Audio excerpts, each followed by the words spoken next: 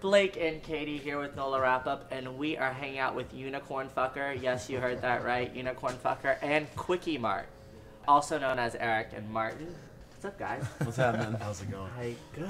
Yeah. So we'll just kind of jump right in. I'm sure Katie has some curiosity as to your name. Yeah, where'd this come from? Unicorn Fukr? Yeah, well, that's not my fault. That is a fault of a friend of mine, because by Mike Fiducia, there was a house party a long time ago. We were really, really drunk one night, and somehow it was a joke that came up, and this was before I ever started playing in nightclubs or professionally or whatever, and it just kind of stuck. And the only real contribution I had to the name was to misspell it. Okay. You know, because DJs are just notoriously terrible spellers if you look at their names. So, you know, that's the only touch I had on it. But so it's not my fault, and you know, I'm just kind of going with it. Well, we like it. Yeah, no, that's fine. That's fine. A lot of people do, which is surprising, I guess. I tend to think about like My Little Pony. Yeah. You know what I mean? If you Yeah. got a little pony. Yeah, I didn't really watch it as a kid, but I know I'm familiar with it. But yeah, I'm definitely taking a weird twist on a lot of childhood memories, I think. That's awesome. And then Quickie Mart, did that come from like a lot of late nights at the Circle K? It was given to me actually also too by a friend of mine, Money Mike, that I used to DJ for. And my name is Martin, and I used to be in the turntablism scene, and so Quickie Mart. Yeah. What is your favorite thing to pick up at the convenience store? I think that icy would have to be my favorite thing, because when I lived in Los Angeles, you could not get them except for at the movies. So. Mine is always powdered donuts. I don't know why I think the powdered donuts in a pack. The white ones? Yeah, the white ones. Definitely not the chocolate. Not the Stay chocolate. away from the chocolate. So, you know, you guys are performing at upcoming Buku Fest. Yeah. So, what are you most excited about? Loud ass bass, yeah, loud yeah. ass system. Playing on a big ass sound system is my favorite thing to do. Yeah, definitely. And then there's some great artists on the lineup to check out. Mm-hmm. You know, I went there last year. I played last year, and I mean, it was a great time last year. And this year, it looks like they're going to be selling out, so it'll be even bigger and better. But you know, the music festival grounds are great over there. It's a cool spot to have a festival. Yeah. Yeah. Yeah, Right it'll on be the fun. Mississippi. Yeah, it's awesome. Who are y'all most looking forward to seeing? I'm pretty interested to see Flying Lotus finally live here, and then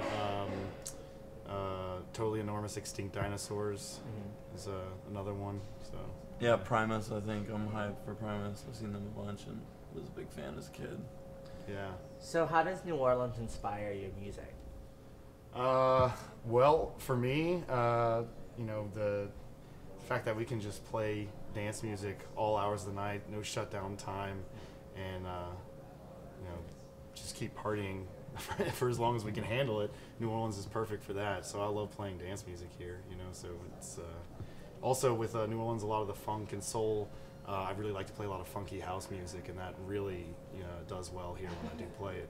Even though I don't think there's a huge following for house music in New Orleans, but any kind of funky variation on that definitely has appeal here. So, What about you, Martin? Man, I mean, it's just, you know, the city is just inspirational in so many lights, negative and positive, and I think making music here is so much more, it's a different experience than making it anywhere else in the world, really, you know, and I feel like even when I'm in a different city, New Orleans is still inspiring me, or whatever I'm making, you know, so it's just a unique place to make music, you know. And like he says, you can go out and hear music until 10 in the morning. and there's music everywhere all the time. Yeah, you know, exactly. It's like the guy outside playing saxophone in front of your house. Yeah, all the time. By near bar, you know, just for no reason. Yeah. Like, Yeah, definitely. I would say also for me, since I like to push a lot of sort of underground house and techno and underground dubstep and stuff like that, is that there's it's an ideal city for all-night dance parties, but that music isn't necessarily as popular here as it is in bigger cities like you know, New York and Chicago, Los Angeles and Miami and all that. So, but I think that with the way our city functions with the 24/7 and drinking everywhere and the really relaxed rules of just getting fucked up all the time is absolutely perfect for that music. So it really motivates me to push hard to push that music here, you know, so to expose more people to it. And, yeah. you know, just make bigger and better, crazier parties. Yeah. So after Buku, what do y'all have coming up next? Where are y'all playing next? Yeah, we're both headed to South by Southwest Yeah, got some the week shows, after. bunch of shows A little bit coming of up, Texas. Yeah.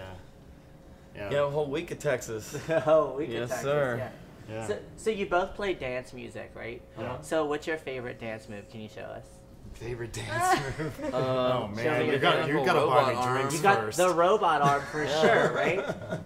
I've thrown that necessity. down a few times, done but a I robot. really I can't even do it Are you a without fist alcohol. pumper? No, I keep it open palm. I like to go open I palm. get it. Let's because talk about this. Yeah, okay. So, you know, It takes it like So back a I've- notch. It makes it classy. I have in my this opinion. theory. There are so many ways to call the beat, right? Okay. So let me show you. So there's a few ways that you can do this, and I want to know what you guys prefer. So you can call the beat, right? You're like, bring it. I'm gonna bring it on, right? You can raise the beat up, so like Yeah. the old school raise the roof. You can throw it down, or you can just like pump it out, Yeah, right? you can slap it too. You can slap the beat. Yeah. Smack it, flip it, rub it down. I'm definitely a beat caller. I'm like, bring it on. And bring then it you on. kind of go like this, Yeah, and then you you know what I start mean? doing the Running Man in Totally. place. Yeah. So Yeah. beat caller. Well, I mean, it really depends on the drop. Sometimes I think I find myself like on a really tough bass line drop, just slapping the bass in there. Slapping But it. if it's just a nice grooving beat, then I'm doing like the Then you're open like, palm. the open palm. I'm almost Taking like them to just, church. I'm almost just saying hi. A Yeah. lot, like Got it. Like- What about you, Mike? Beat caller. I don't know, Shot man. I'm kind of collar. a lot of everything, man. I he's a just- hair whatever. flipper. Yeah, I hair it in there. Hair it in there.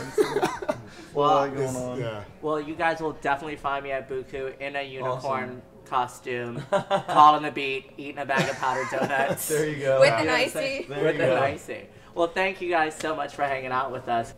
That's a wrap with Unicorn Fucker and Quickie Mart.